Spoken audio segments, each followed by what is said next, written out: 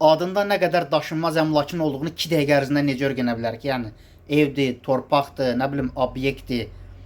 Gəlin göstərim. İndi deyəsən ki, mənim adımda heç nə yoxdur. Nə bilirsən, bəlkə ulu dədədən babadan adına keçirilmiş hansı bir torpaq var ya və yaxud da obyekt var.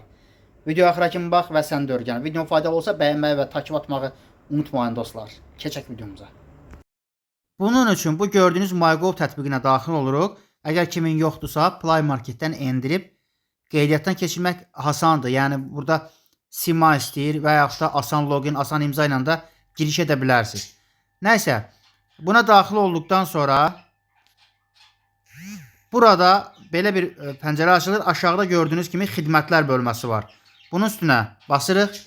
Buradan aşağı düşürük. Burada gördüyünüz kimi əmlak bölməsi var. Bunun üstünə klikləyirik. Yuxarıda gördüyünüz kimi daşınmaz əmlak məlumatlarım var.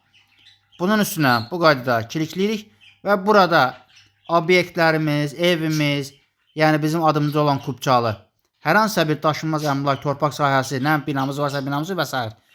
Buradan dostlar baxa bilərik. Yəni kvadratına kimi göstərir. Yəni bu qədər sadədir, elə də çətin bir şey deyil. Bu qədər sadə dostlar. Videom faydalı olsa bəyənib takip atmağı unutmayın. Sağ olun, salamat qalın. Növbəti videolarda görüşərik dostlar.